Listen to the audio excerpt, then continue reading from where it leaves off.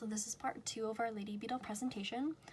So in the discussion of this paper, they talk about how they did in fact determine that world stage maize provides a microclimatic refuge and alternative food items for predatory ladybeetles.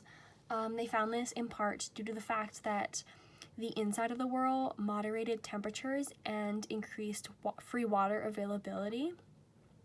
One main piece of data that they used to support this that they showed in a really nice graph actually was that the abundance of ladybeetles inside the maze was highest at noon, which coincides with when they found the hottest temperatures outside of the whorl to be.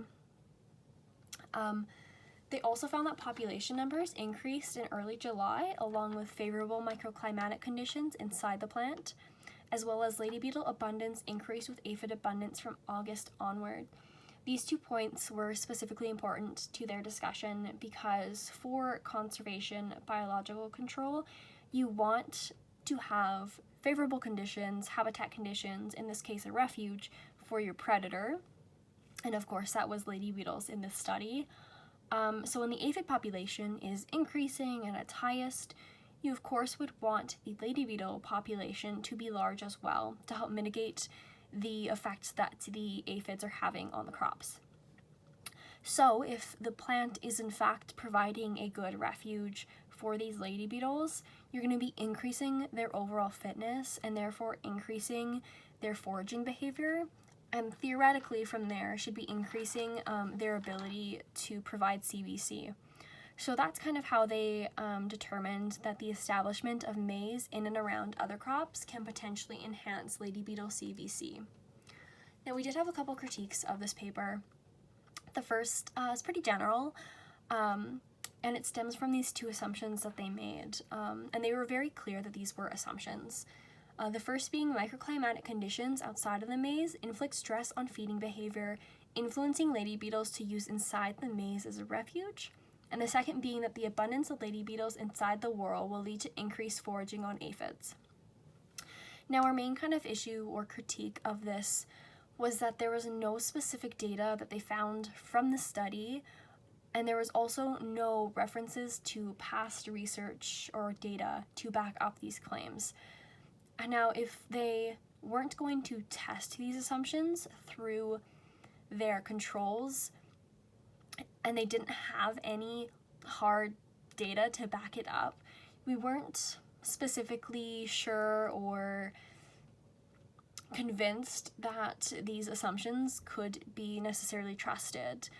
For example, on the second point, that the abundance of ladybeetles inside the whorl will lead to increased foraging on aphids, they found through the study that the whorl actually provides many other food sources for these ladybeetles, such as non-pest aphids, pollen, even the sap from the leaves.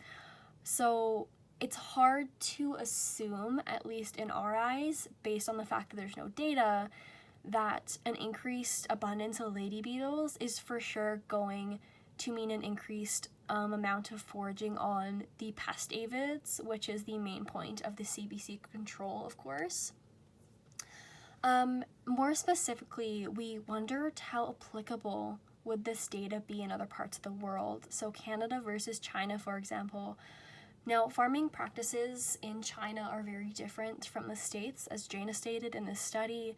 The fact that all of their plots were surrounded by other crops seems pretty normal because that is how farming is done in China. But if you think about the States and Canada, we use vast amounts of land for only one crop.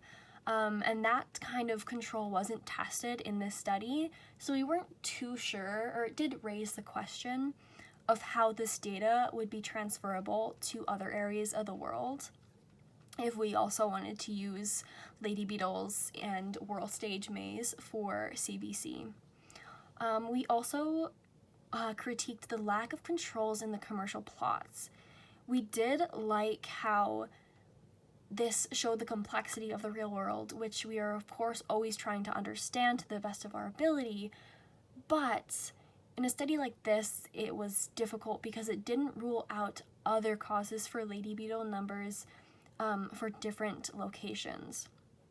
So for example, they had some data from previous studies that found that farming practices influence lady beetle abundance. So nitrogen fertilizers alter the nutritional worth of maize, affecting both aphids and lady beetles. So the lack of control in these plots means that we aren't too sure what maybe was attracting the aphids, if different farming practices and use of the land would change the abundance of these lady beetles. So even if we could bring this study and case over to Canada or anywhere in the world, really, the fact that there was a lack of control means that we don't know if how each farmer uses their land is going to greatly affect how the CBC works.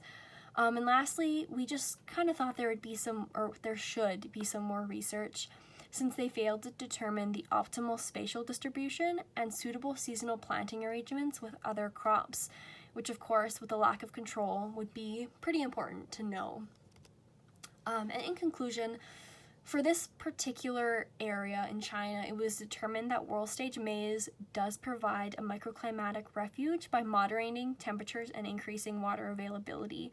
So they did answer the objective, but of course we did have a few critiques on how they came to this conclusion. And as we previously stated, in other areas of the world stage maize may no longer provide this climatic refuge for predatory lady beetles. Thanks.